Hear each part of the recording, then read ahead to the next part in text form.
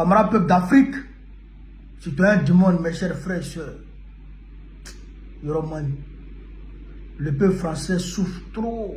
Aïe, aïe, aïe. Le peuple français souffre. J'ai été touché par cette vidéo. Ah non, Macron, c'est pas la peine. Il faut que le peuple français arrive à se libérer de Macron, sinon c'est pas possible. Aïe, aïe, aïe. Frère, attrapez vos cœurs et puis on va écouter cette vidéo. Hein? Attrapez vos cœurs. C'est pas facile une vidéo ça là. Contre Macron et son monde en fait, tout simplement, puisque même s'il a fait sauter Bayrou, il nous a mis le cornu hier. Et c'est Macron qui continue à faire du Macron. Donc on veut plus de pouvoir d'achat, de la justice sociale, de la justice fiscale. Et on veut aussi plus de démocratie. Ce serait bien que ce soit respecté un peu dans ce pays. Je m'inquiète pour l'avenir de mes petits-enfants. Il n'y a plus rien qui fonctionne en France. On est perdu. C'est un mouvement spontané venu des citoyens, du peuple, donc il est tout à fait légitime. Et puis on a beaucoup de raisons d'être mécontent, d'être en colère. Et je pense que c'est un moyen d'action. Il y en a sans doute d'autres, mais bon, c'est un moyen d'action et je le soutiens moralement. Si on ne manifeste pas ces désaccords, on n'arrive à rien, quoi.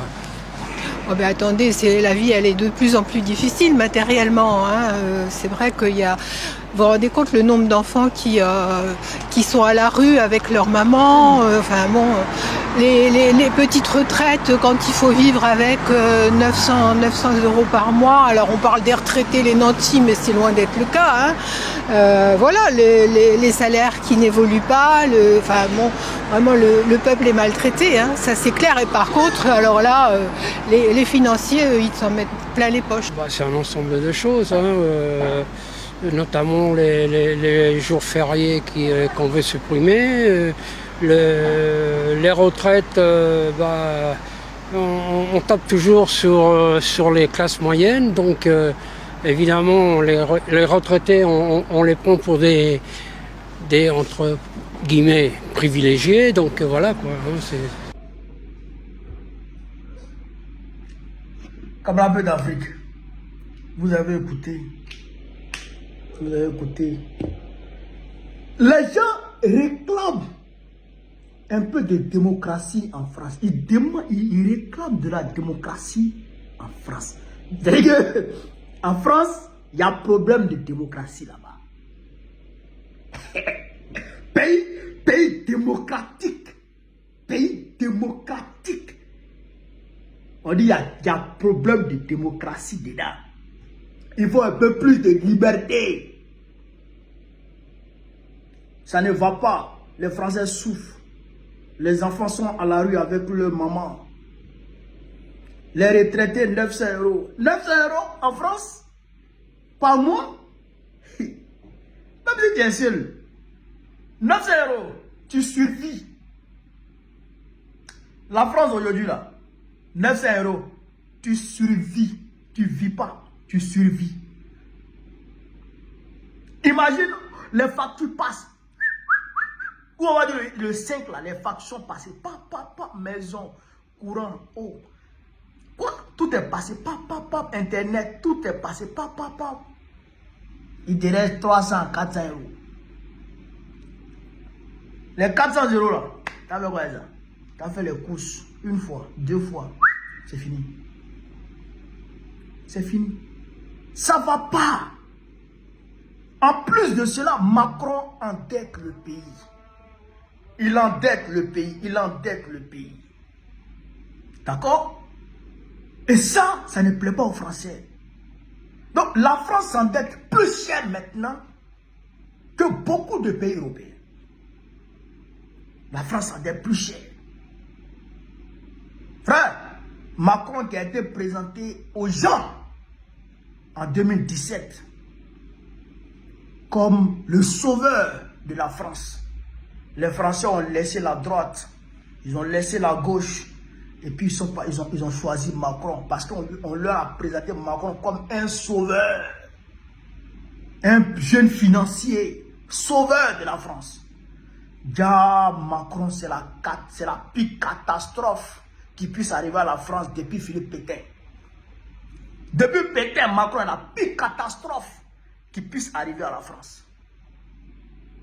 Le pays est endetté à plus de 114% de son PIB. 114% de son PIB. La France survit aujourd'hui. Ça ne va pas. Ça ne va pas. Les retraités souffrent. Les petites et moyennes entreprises là. Frère, qui ont fermé leurs entreprises, qui ont fermé leurs magasins, qui ont mis la clé sous le paillasson là. Frère, ils sont nombreux. Les petits épargnants fuient la France aujourd'hui. Les Français quittent la France pour aller investir ailleurs. Tellement que Macron les taxe. Pendant ce temps, les plus riches là. Frère, il les arrange. Il supprime leurs impôts. Il supprime les taxes des plus riches. Oui, il supprime les taxes des plus riches et il fait endosser ça sur les pauvres. Les Français ont compris. Ils disent que ce n'est pas la peine. Ils ne veulent pas de Macron. Et c'est dans ça, pendant les élections européennes, ils ont frappé Macron. Marine Le Pen a pris le dessus. Quand Marine Le Pen a pris le dessus, il a vu que ça ne va pas. Qu'est-ce qu'il a fait alors? Il a dissous l'Assemblée nationale. Quand il dissout l'Assemblée nationale, il pensait qu'il allait avoir la majorité. Marine Le Pen sort en tête. Au premier tour, il est obligé de s'associer avec tous les autres partis contre Marine Le Pen. Les désistements, ils ont réussi quand même. Le groupe de Mélenchon et la gauche, là, ils ont réussi à avoir la majorité. Or, selon la constitution française, c'est celui qui a la majorité qui donne le nom du Premier ministre, qui indique, qui donne un Premier ministre, qui nomme un Premier ministre. Donc, on devrait assister à un gouvernement de cohabitation. Mais Macron a refusé ça. Il a refusé cette disposition-là. Et lui-même, il a violé la démocratie française et il a nommé un Premier ministre.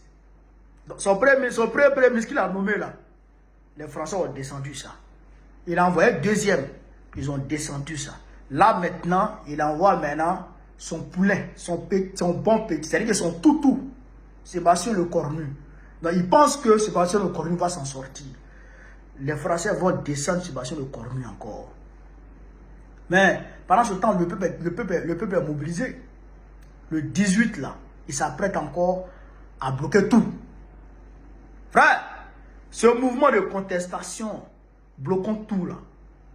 Frère, ça ressemble au mouvement des Gilets jaunes de 2019-2020. Et c'est un mouvement, si l'on y prend garde, qui est susceptible de ravager le petit Macron. Parce que la colère monte. La colère monte. Les Français voient Macron en train de prendre leur argent pour aller donner aux Ukrainiens. Alors qu'eux, ils souffrent. Eux, ils souffrent. Au lieu d'arranger la situation des Français, il ne veut pas ça. Il prend l'argent des Français pour aller donner, pour aller payer les armes et aller donner aux Ukrainiens. Et d'ailleurs, il s'apprête même à payer les soldats ukrainiens qui sont sur le front. Les salaires des soldats ukrainiens qui sont sur le front. Et tout ça pourquoi? Parce qu'en réalité, la guerre de l'Ukraine là, ça lui permet de facilement ravitailler les terroristes qui sont ici dans le Sahel. C'est ça qui est la vérité. Je vous l'ai dit à maintes reprises. Le petit-fils du général de Gaulle, Pierre de Gaulle, a dit de sa bouche. L'ancien président Madou Bouhari, père à son âme, l'a dit. Les armes qui prennent la direction de l'Ukraine, moins de 50% seulement arrivent. Sinon, tout le reste là est convoyé vers d'autres directions. En Amérique latine, ou dans le Sahel, ou dans le Moyen-Orient, pour alimenter le terrorisme international. Ben, donc, Macron, c'est-à-dire qu'aujourd'hui, il est aveuglé par son ambition maladive de détruire l'AES. C'est même plus la Russie qui guette. Hein. C'est l'AES qui guette à l'aile. Mais Macron, décide-toi, tu vas réussir à déstabiliser l'AES. Le peuple français aura raison de toi. C'est moi qui te parle. Le peuple français aura raison de toi. On apprend que tu as appelé Draman Ouattara pour revoir avec lui la situation ivoirienne. Et Draman Ouattara refuse de venir en France. Mais Macron, tu n'as rien vu. Nous, on va faire descendre Draman Ouattara bientôt. Et on va chasser vos culs de la Côte d'Ivoire. On va vous botter les fesses de la Côte d'Ivoire. Vous allez quitter, vous tous. On va récupérer notre pays. Et puis on va s'allier à l'AES pour qu'on soit fort dans la sous-région. La France va perdre sa béquille Côte d'Ivoire. La France va perdre encore une fois, son réservoir de matières premières Côte d'Ivoire. La France va perdre ce réservoir-là. Et tu n'auras que tes yeux pour pleurer. Frère, voilà ce que je voulais vous dire. Sur ce, vive l'Afrique libre, vive le panafricanisme, vive tous les présidents panafricains, vive l'AES. Un beau président pour qu'on ait un autre prochain, Inch'Allah.